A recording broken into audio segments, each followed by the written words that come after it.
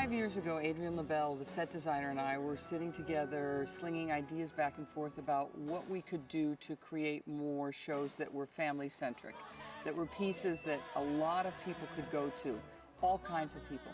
We had both created a number of different works, I some for Disney, she some based on her father's famous books about a frog and a toad.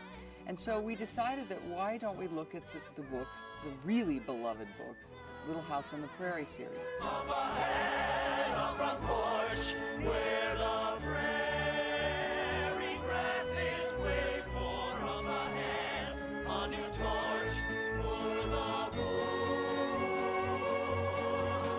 I am so passionate about this material because it speaks directly to everyone, whether it be a 2-year-old or an 8-year-old or a 90-year-old or everybody in between.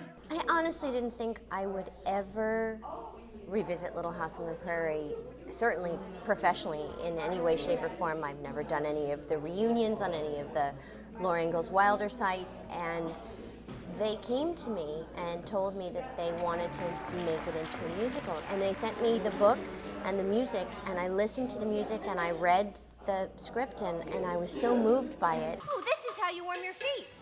I have to say that I think I may well be the only person in the industry who's actually played her own character's mother.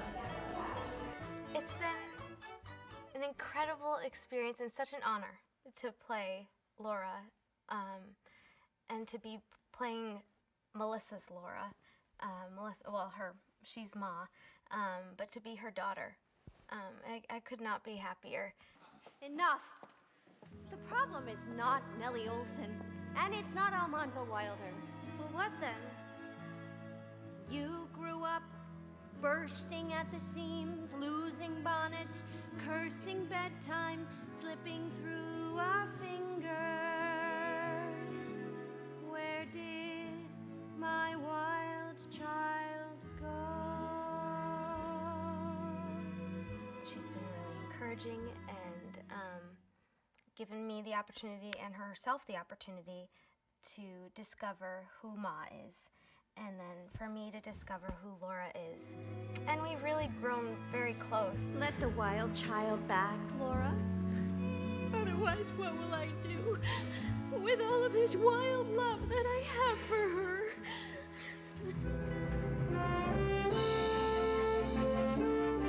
I came up, did a series of sketches, which is what I normally do, which is my process. And then I go into rough models, and I think I felt like I hit pay dirt when I made 4 little walls, the walls of the little house, and broke them apart and realized that those 4 little walls could make everything.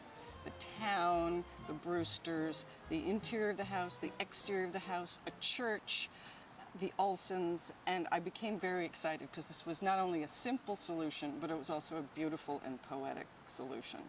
The clothes are not particularly, obviously they're not high fashion, and they're not heavily influenced really so much by exactly that period as they are more practical clothes that you just see as the characters become more prosperous. The ladies' clothes, you see they become a little bit more detailed and a little bit more trimmed, and the colors become a little bit more vivid, a little bit prettier.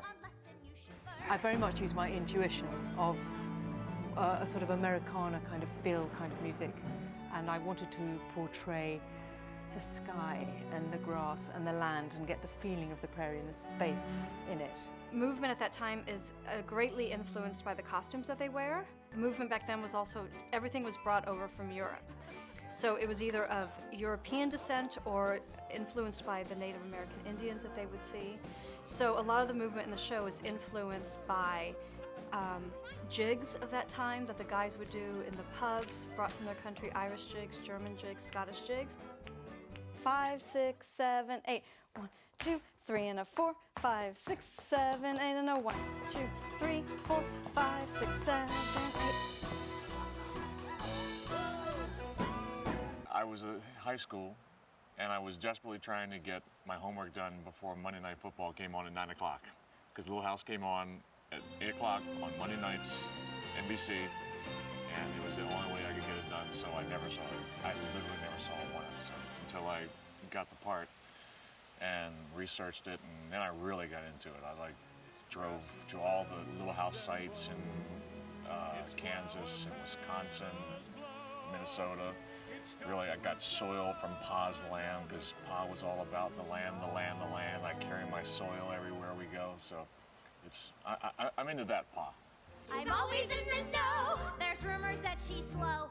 I would say my earliest memory of Little House on the Prairie was of the books, and that was because in my elementary school library, if you read all 9 books, you got to put your name on this Little House on the Prairie plaque.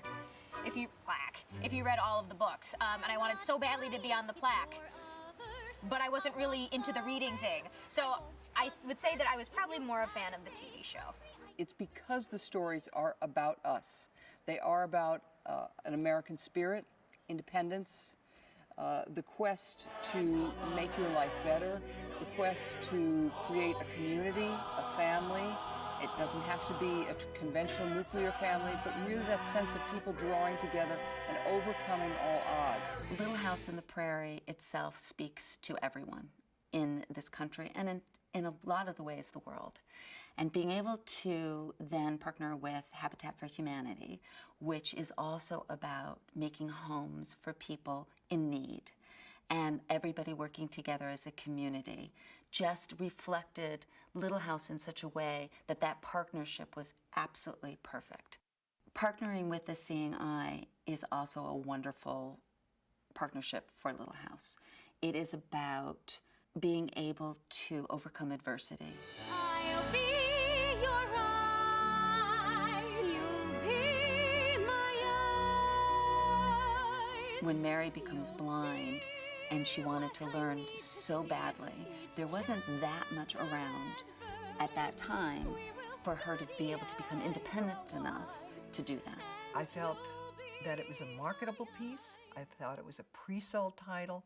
I thought it had values that I really wanted to reinforce, that I wanted to put out there. And it seemed to me that it was going to be a project that I was going to be really proud of being associated with.